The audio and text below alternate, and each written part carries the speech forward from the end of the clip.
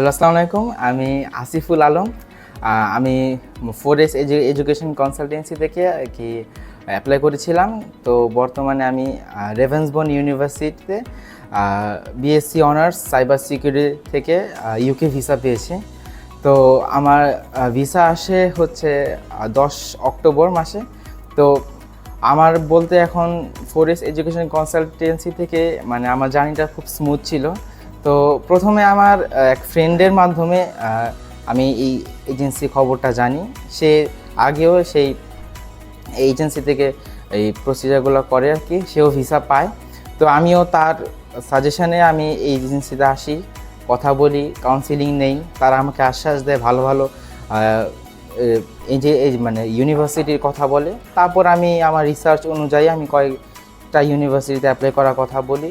Apply তারা খুব সুন্দরভাবে করেও। এবং এরপর হচ্ছে আমি ক্যাশ ইন্টারভিউর জন্য বসি। বাট আনফর্চুনেটলি আমার সেই ক্যাশ ইন্টারভিউটা ভালো হয়নি আমার কিছু ব্যক্তিগত কারণে।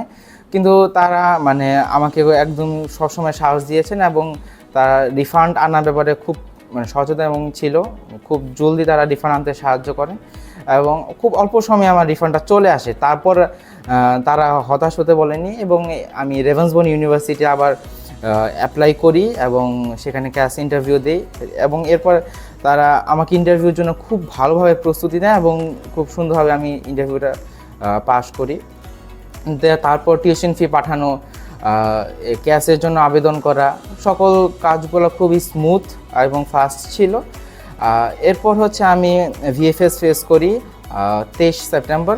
তারপর আমার ইউকিভিয়া ইন্টারভিউ নেয়।